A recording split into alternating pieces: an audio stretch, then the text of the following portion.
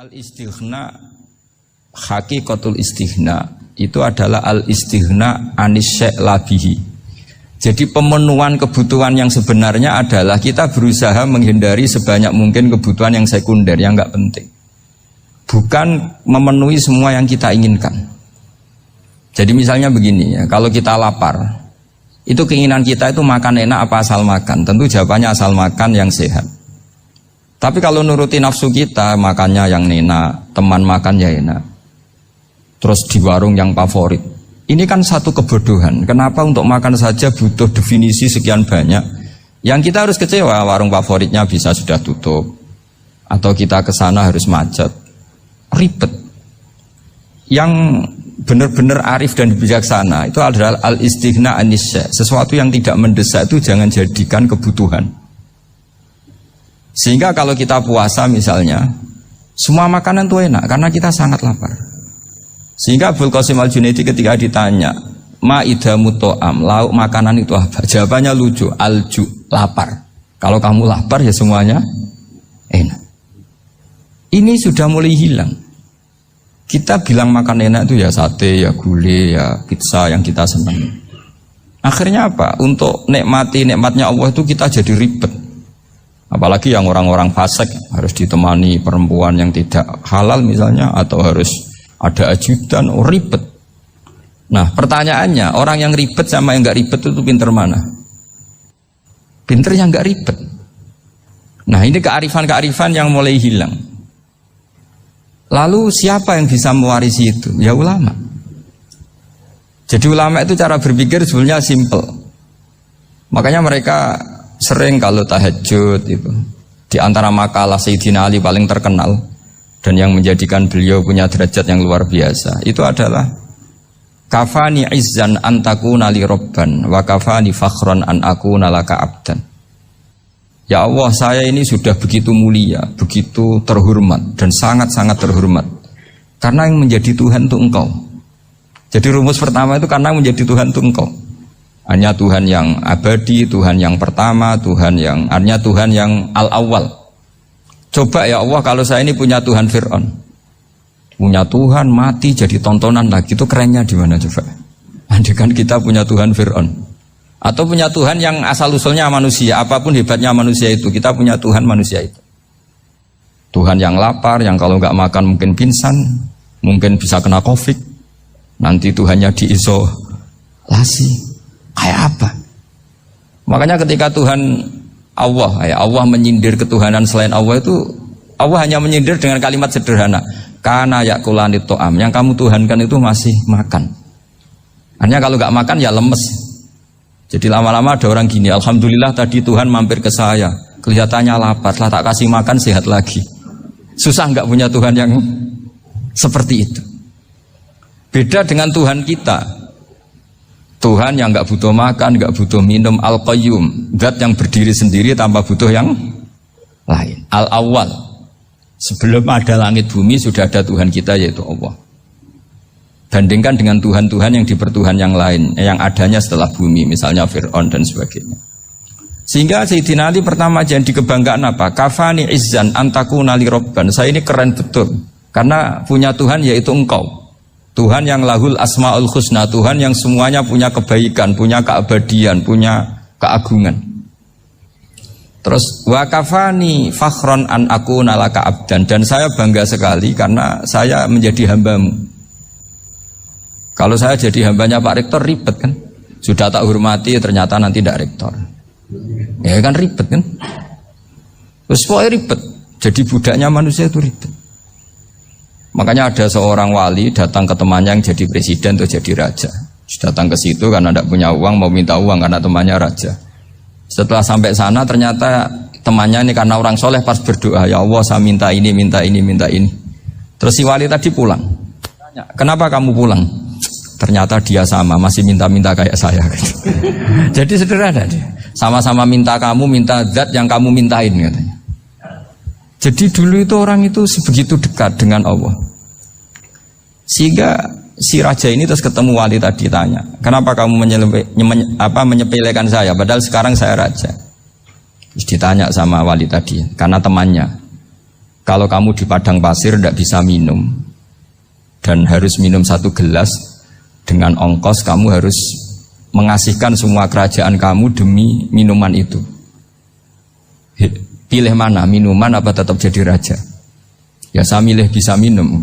Saya tidak raja tetap hidup, tapi kalau nggak minum mati.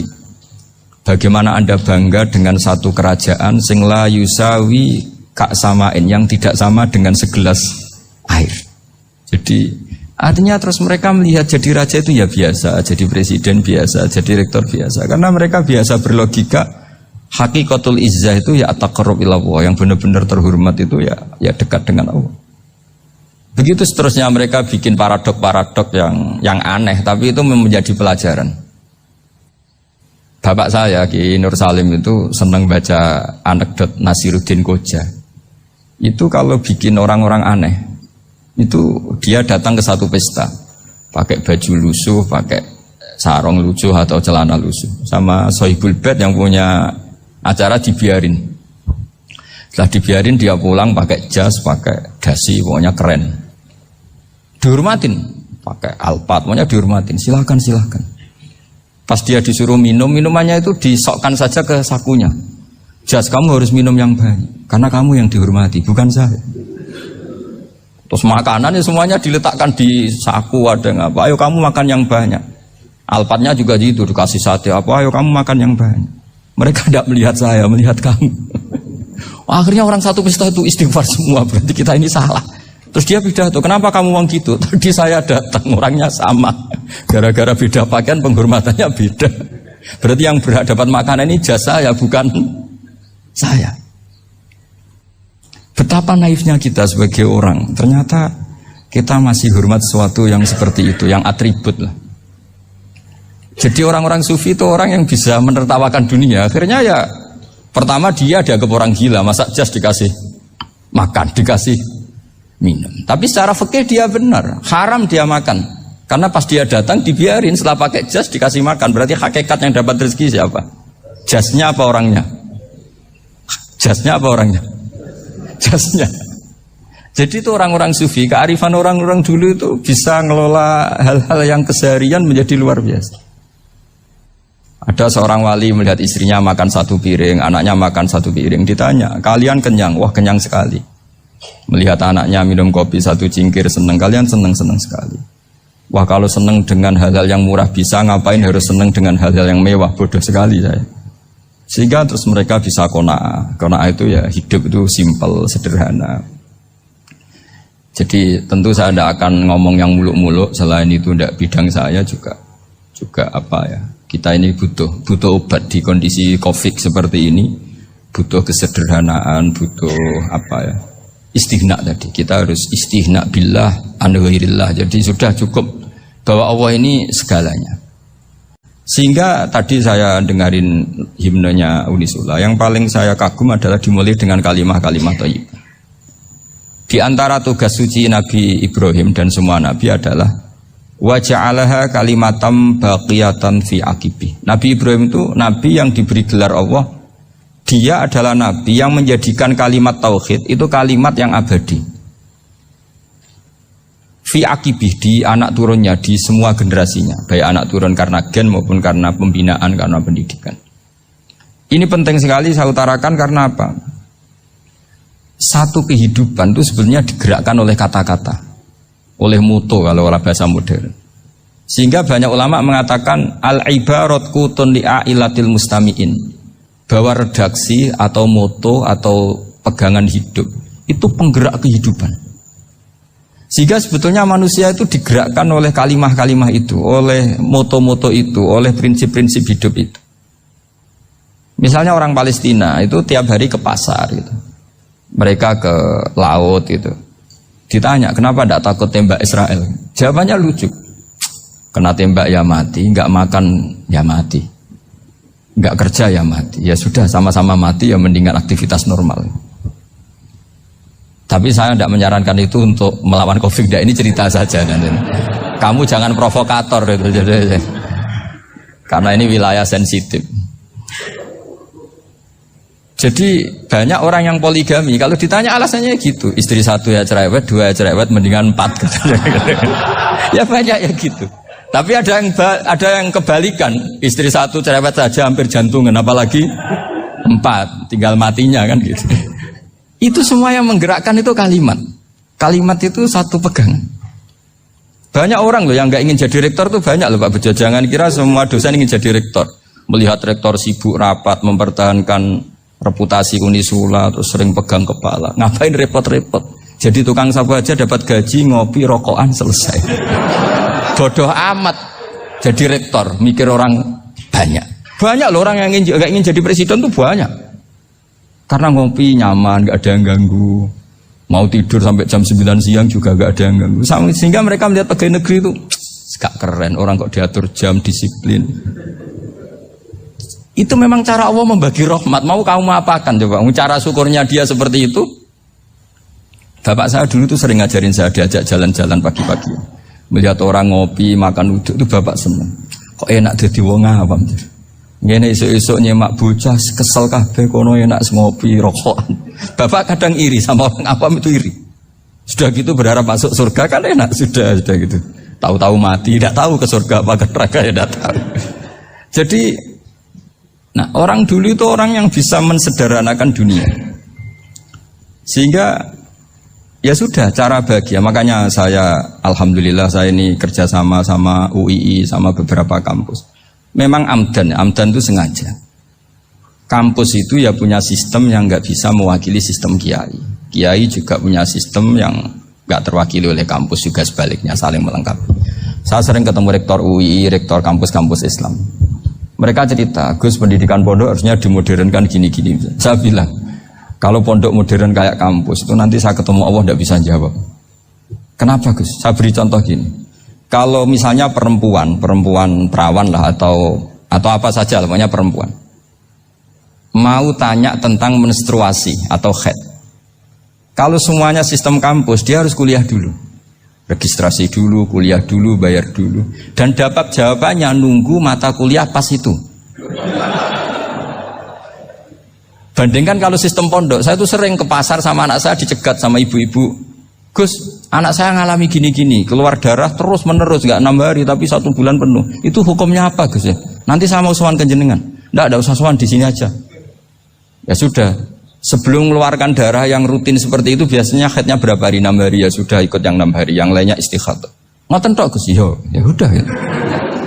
Begitu terus di masalah udhiyah. Ya coba kalau semuanya pakai sistem kampus, daftar dulu, bayar dulu. Jadi ini nggak ada jawabannya, nunggu mata kuliah itu. Baru dapat jawaban, itu biasa nggak sholat bertahun-tahun karena belum ada jawaban tentang itu.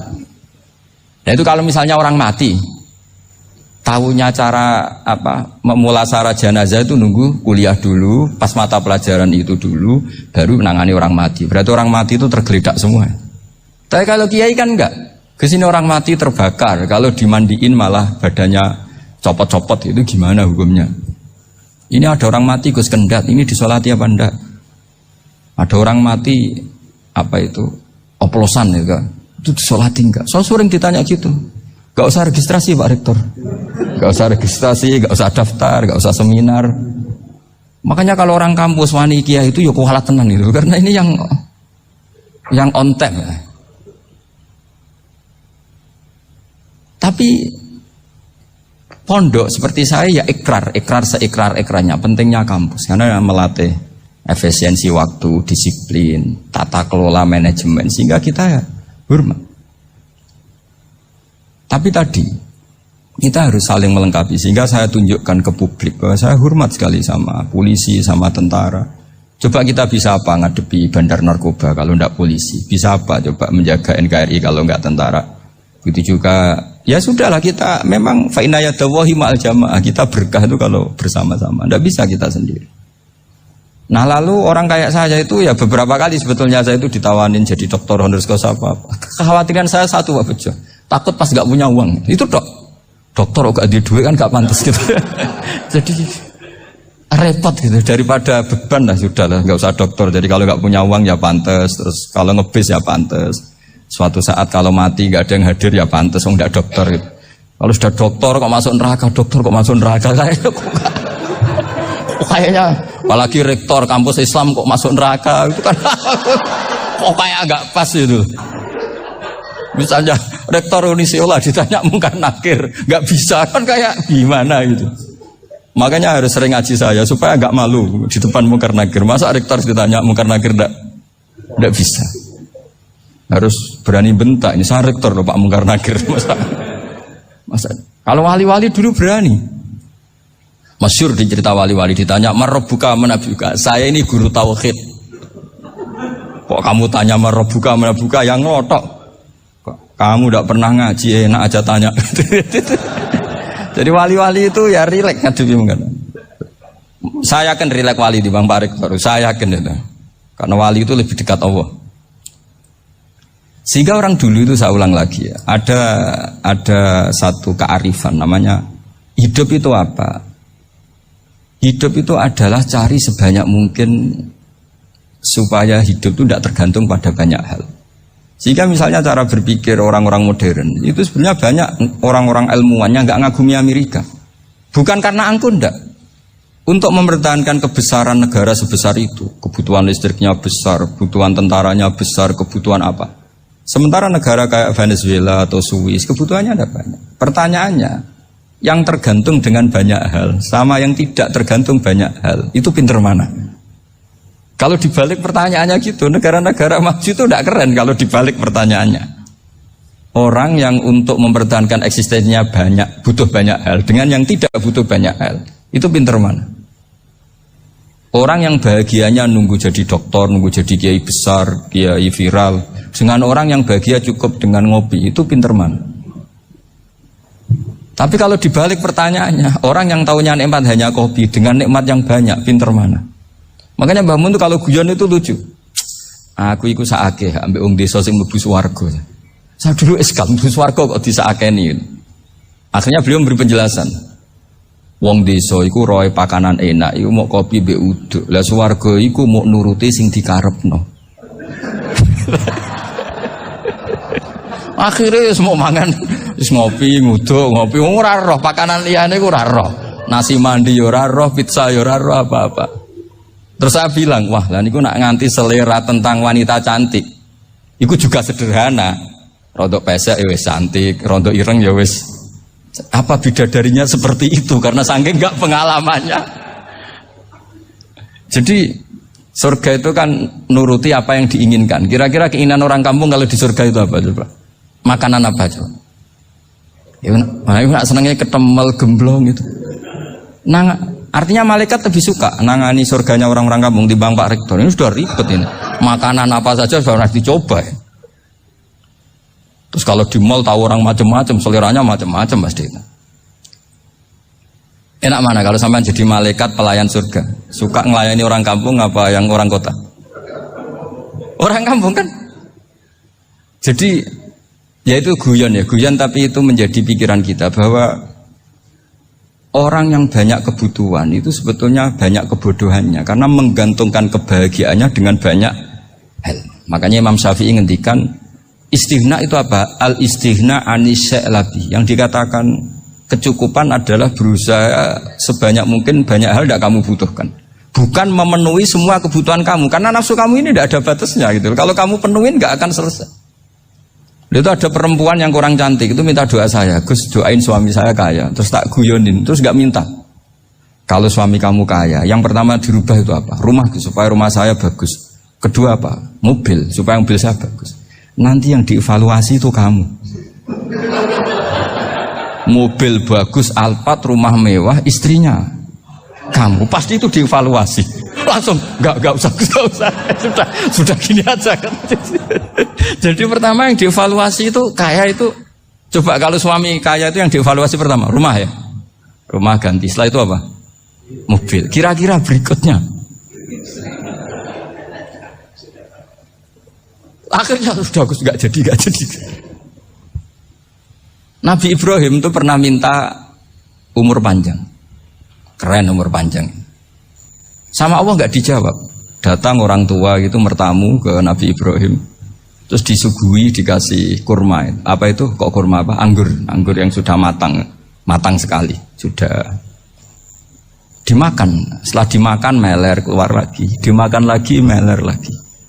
Terus Nabi Ibrahim masuk lagi ke kamar. Ya Allah, doanya tak cancel.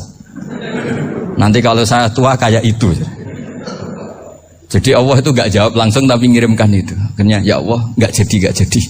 Nanti takut itu. Saya pernah ngalami jadi kiai tadi ada ibu-ibu ya gak pati cantik lah. Suaminya tuh miskin sekali. Minta doa saya supaya kaya. Bareng tak kasih pertimbangan itu udah gak usah gak jadi. Jadi itu kearifan. Tapi kearifan ini harus kita tanamkan. Saya nggak bisa membayangkan Indonesia yang besar ini. Andai kan tidak ada qanaah, nerimo ing pantum. Coba sekarang ada COVID.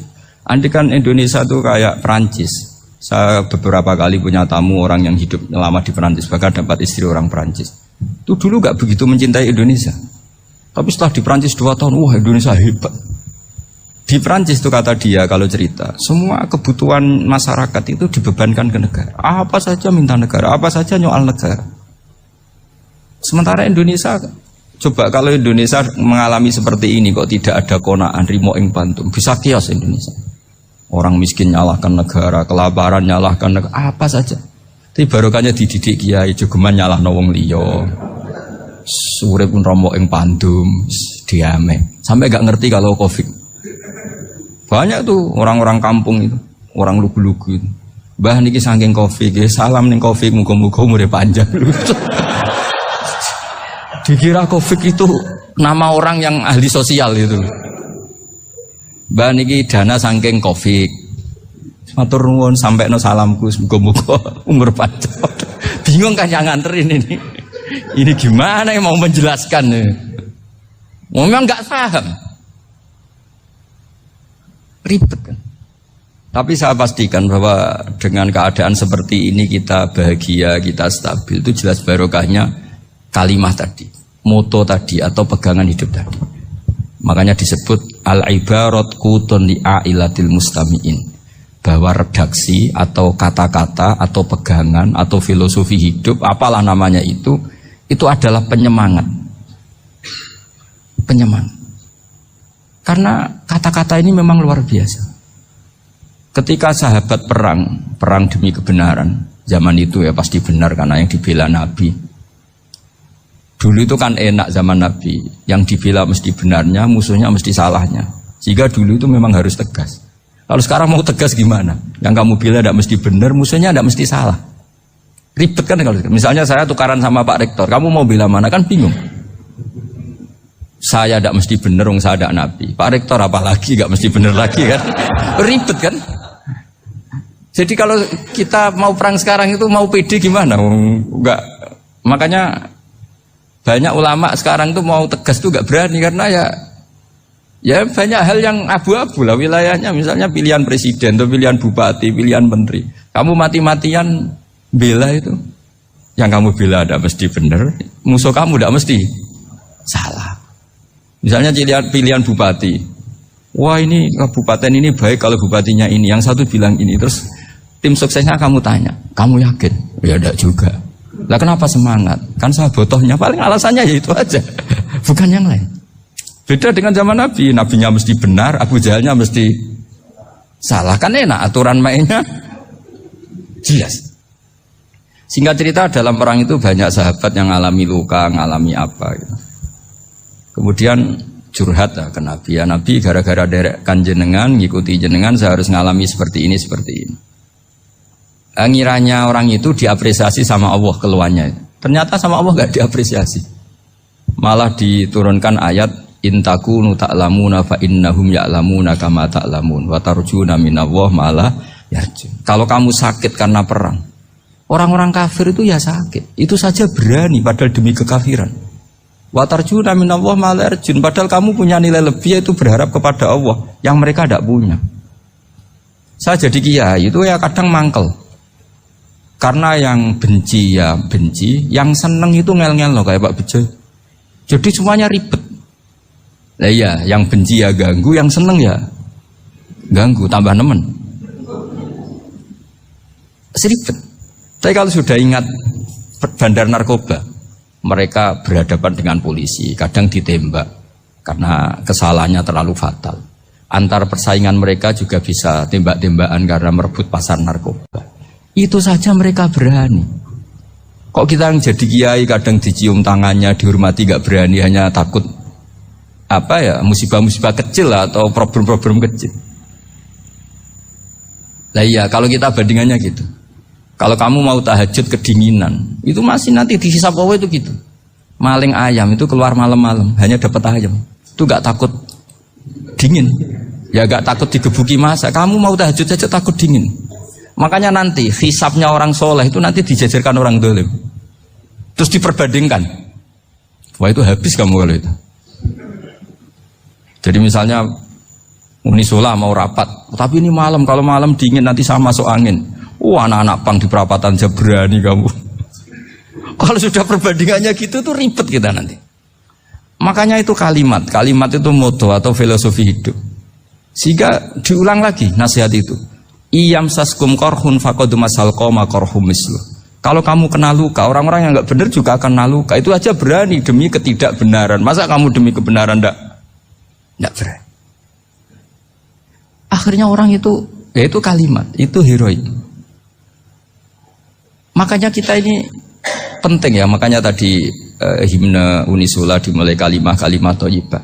Karena kalimat ini yang menjaga kita kalimat ini. Misalnya tentang Tuhan. Kenapa orang Islam imannya kokoh seperti ini, termasuk yang sudah hidup di Amerika, di Australia, di mana-mana. Itu ya barokahnya ajaran atau barokahnya kalimah. Saya sebut kalimah saya pakai bahasa santri. Karena la ilaha illallah itu dalam tradisi santri disebut kalimatu haqqin aliyah nahya wa aliyah namut wa aliyah nub'ats. Ada yang riwayat wa biya nub'ats insyaallah taala minal aminin. Kenapa mereka di mana-mana meskipun sekolah di Amerika, di Australia, bahkan di Uni Soviet tetap mukmin? Itu barokahnya ajaran yang benar. Allah itu siapa? Tuhan. Tuhan itu sifat dasarnya apa? Awal. Dia harus wujud awal sebelum makhluk yang lain. Sehingga ketika ada negara yang maju, yang tertib, manajemennya tertib, masyarakatnya makmur, tapi punya Tuhan yang tidak seperti itu, tidak awal, itu sudah gak nyaman. Karena ndaklah keren Tuhan saya, karena Tuhan saya itu al-awwal, zat yang pertama. Tuhan saya keren lah, zat yang gak mati. Tuhan yang gak mati, yang gak pernah mengalami kematian. Sehingga tontonan atau yang dilihat kenikmatan-kenikmatan yang lain ini tidak mengubah dia pendirian tentang Tuhan. Karena mantapnya satu kalimat tadi bahwa Tuhan itu ya harus satu, harus awal, harus tidak mati, tidak rusak, tidak mengalami apa-apa yang membahayakan. Sehingga ketika ditawarin Tuhan yang lain meskipun menjanjikan secara finansial atau kemakmuran, mereka gak tertarik. Itu coba, itu barokahnya makmur apa barokahnya ajaran? Barokahnya ajaran. Sering negara Islam itu kalah makmur dengan mereka, tapi barokahnya ajaran ini tetap apa? Tetap Islam. Makanya Nabi Ibrahim, Nabi yang sukses bikin waja'alaha kalimatam baqiyatan fi akibi. Sehingga kita ini bekti sama orang tua misalnya, itu ya karena ajaran. Suwargamu itu karek wong tuamu. Nak wong tuamu ridho, Allah ridho. Nak ora ridho, Allah ora ridho. Ridho wa fi ridhol walidain wa sakhatu wa sukhtu wa fi sakhatil. Sehingga ketika ada orang tua yang agak brengsek gitu, anak-anak tetap hormat. Punya orang tua yang miskin, yang sudah miskin, tukang tombok nomor, banyak kan di kampung gitu. Ya tetap hormat. Coba kalau dari awal kita ngajari orang tua kamu hormati ya, kalau baik, kalau tidak usah. Bisa geger Indonesia. Tapi barokahnya ajaran-ajaran itu Indonesia tertib karena ada ajaran. Nah ini di sini pesantren dan Unisula semua harus berkontribusi membuat ajaran yang benar itu adalah ciri utama Islam. Sehingga Islam ini dimulai dengan ajaran kalimatu haqqin alaiha nahya wa alaiha namut. Sehingga kita tenang seperti ini. Saya ini termasuk kiai yang tenang. Meskipun kata orang banyak saya ini kiai besar, tapi termasuk kiai yang paling tenang. Termasuk yang paling tenang. Karena saya ini pakai mazhab orang-orang hebat. Saya berkali-kali cerita, orang kayak Imam Syafi'i itu orang yang luar biasa. Saya berkali-kali cerita, orang yang tadi nyium tangan kamu ya Imam Syafi'i, di belakang tuh ngerasani kamu, menghujat kamu. Jawabannya enak saja. Berarti saya alhamdulillah orang yang wibawa. Buktinya di depan saya nggak berani. Jadi enteng saja. Diceritain sebagian kampung, sebagian separuh dari warga kamu itu nggak suka kamu. Ya bagus lah nggak suka saya, nggak akan utang duit saya. Di mana-mana orang utang itu karena teman dekat. Kalau nggak seneng pasti minimal nggak utang, nggak pinjam mobil, nggak pinjam apa. Berkah mana yang seneng sama yang gede? Jadi dianggap enteng saja. Semua yang dialamin dianggap enteng saja. Misalnya punya istri pemarah, ya baguslah marahin suami. Kalau marahin tonggo malah ribet. Jadi kau harus terima kasih kalau dimarahin istri. Baguslah marahin saya mah, kalau marahin tonggo ribet. Jadi enteng saja. Tapi kita sekarang itu karena nafsu ya, sehingga menghadapi hidup ini ribet. Ulama dulu kalau mau mati itu senengnya bukan main. Sudah lama saya ini ingin gak maksiat. Kayaknya gak maksiat paling efektif itu mati. Ya tidak apa-apa Gusti, kalau sebaiknya mati ya mati aja. Enteng saja. Jadi melihat kematian itu akhir dari segala keburukan atau potensi keburukan. Apapun baik kita sekarang, suatu saat mungkin kita gak baik. Yang bisa menghentikan ketidakbaikan atau potensi ketidakbaikan itu apa coba? Mati kan? Berarti mati itu mengerikan apa menyenangkan? Mesti kamu tidak berani menjawab. Meskipun secara ilmu kamu berani, tapi secara rasa agak berani kan? Saya ulang lagi ya. Yang bisa menghentikan keburukan atau potensi keburukan itu apa coba? Apa? Kematian. Berarti kematian itu menyenangkan atau menyusahkan? Apapun kamu tidak berani jawab karena kamu agak-agak duniawi itu kelihatannya.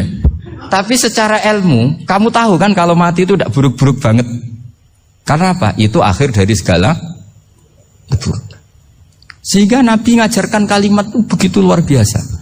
Allahumma ahyini makanatil hayatu khairan li wa tawaffani makanatil wafatu khairan li. Nabi melihat dunia itu begitu indah. Ya Allah, kalau saya ini hidup, anggap saja hidup ini ziyadatan li fi kulli khairin, menjadi modal saya menambah segala kebaikan. Jika suatu saat saya mati, anggap mawon rohatan li min kulli syarrin, itu akhir dari segala keburukan saya. Sehingga mati hidup ya baik karena di situ kita bisa berkontribusi beramal soleh. Mati juga baik karena mengakhiri segala keburukan. Nabi nate ngendikan lagi, ajaban li amril mu'mini inna amrahu kullahu khair. Orang mukmin itu mengagumkan, semuanya baik. In asobathu na'ma syakara fakana khairan lah. Kalau baru dapat nikmat, dia syukur, maka itu baik. Wa in asobatu dorro sobaro, kalau dapat masalah mereka sabar, itu juga baik. Sehingga orang mukmin dua sisinya pasti baik. Itu juga kalimat, maksudnya moto atau pegangan hidup. Nah berikut ini saya beri contoh, ini kenangan saya, ini contoh terakhir. Masalah jadi orang terkenal maupun tidak. Di sini dicontohkan Imam Ghazali di halaman 367 di kitab saya 367 juznya 3 di kitab Ihya Ulumuddin. Di sini beliau cerita betapa untuk menjaga ikhlas sebaiknya orang itu tidak terkenal, tidak syuhrah, tidak terkenal. Oke, itu kita sepakat ya, karena kalau terkenal mungkin orang dipaksa publik dengan tanda kutip untuk selalu berbuat baik, tapi karena jaim lah, jaga image atau apa. Tapi ketika dibalik pertanyaannya, kamu rela yang terkenal itu orang nggak benar, sementara yang orang benar itu nggak terkenal. Lalu masyarakat tahunya yang tidak benar. Kalau pertanyaannya dibalik gitu, orang baik wajib terkenal enggak? Kalau pertanyaannya dibalik seperti itu, dokter yang benar tidak terkenal, yang malpraktek terkenal. Kamu ingin kondisi seperti itu? Gak ingin kan? Kampus yang bagus gak terkenal, kampus yang bagus gak terkenal, yang gak bagus. Nah, artinya apa? Gara-gara olah kata, olah pikiran, ini logika jadi rubah. Lagi-lagi apa? Jawaban itu ada di kata-kata sebetulnya. Makanya bab-bab seperti ini tidak usahlah kita berdebat, berpolemik. Sebaiknya orang itu humul, menutup diri, apa sebaiknya orang terkenal, itu nggak perlu seperti itu. Sudah terserah Tuhan saja. Makanya saya mulai dulu ngaji sampai sekarang itu ya tidak punya punya ikon tertentu atau punya website tertentu, enggak. Sudah terserah pangeran. Sudah saya juga tidak sok suci materialistik atau enggak, ya tidak mikir saya. Bukan apa-apa ya, karena saya ini saya ini kiai, jadi biasa urusannya sama Allah, tidak sama makhluk. Jadi pusing kalau sama sarah-sarahnya makhluk itu pusing. Meskipun rektor kalau nasihati saya pasti tidak saya terima, itu tetap makhluk, itu sudah ada ngefek kalau saya itu sudah ada itu. Bukan karena saya sombong, ya memang makhluk betul gitu, bukan. Cuma nasibnya bejo aja, tapi makhluk tetap makhluk. Saya beri contoh ya. Ini makalah yang ditulis Imam Ghazali. Ya, i'lam aslahakallah anna aslal jahwa intisarus sayyid atau sayyidi wal istihar. Bahwa mazmum itu. Balil mahmudu al-khumulu illa man saharahu wa ta'ala linasri dini min ghairi takallufi talabi syuhrati minhu. Jadi kalau kamu ingin ibadah kamu selamat, ya kamu jangan terkenal. Tapi resikonya adalah kalau kebaikan itu tidak terkenal, maka gak dikenali. Kalau gak dikenali berarti masyarakat hanya punya percontohan yang tidak baik, karena yang baik tidak terkenal.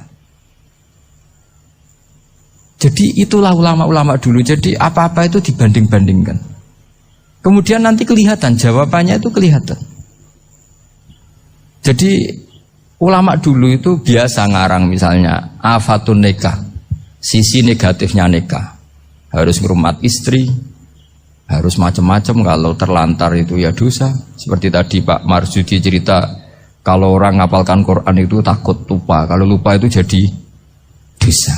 Pertanyaannya, kalau semua orang takut lupa, takut dosa, semua orang nggak hafal Quran karena potongan-potongan lupa.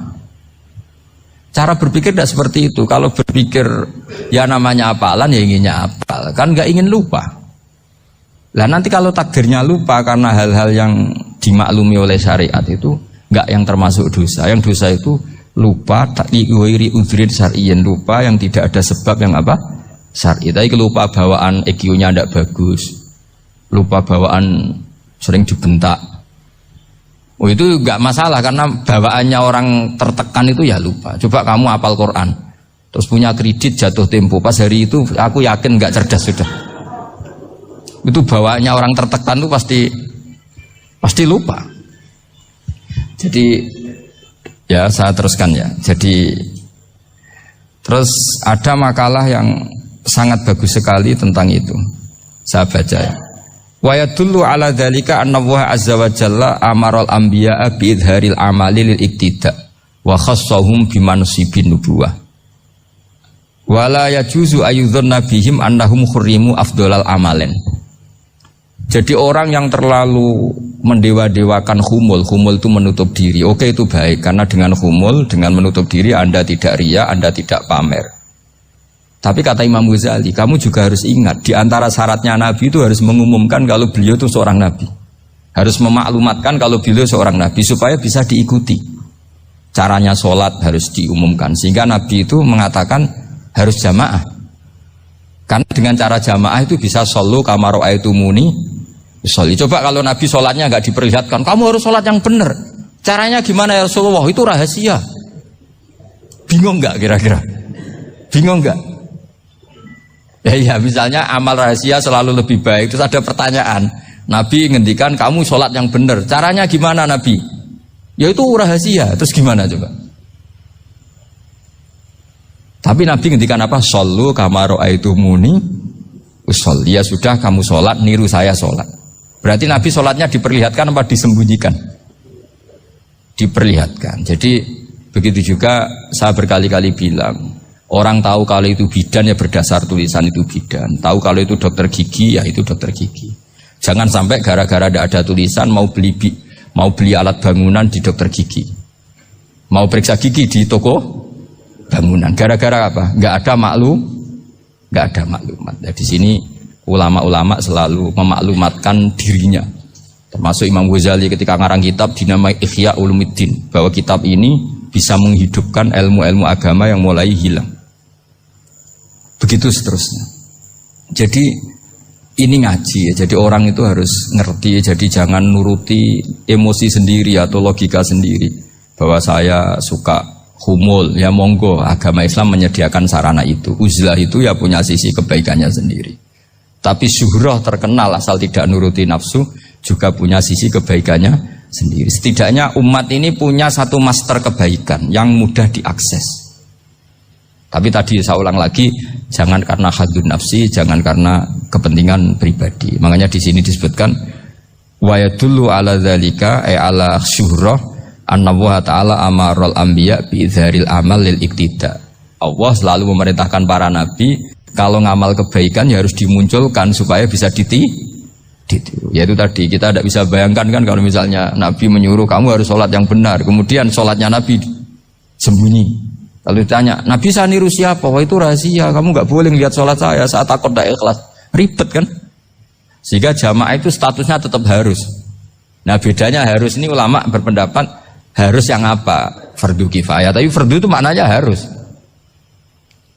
Tapi bukan berarti kalau nggak jamaah sholatnya nggak sah, nggak. Tapi statusnya jamaah tetap apa? Harus.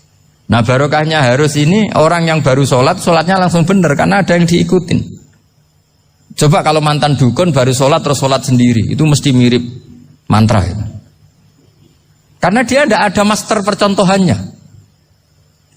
Tapi barokahnya ada master, orang paling bodoh pun kalau sholat ya benar, karena standar ada komandonya, ada imamnya.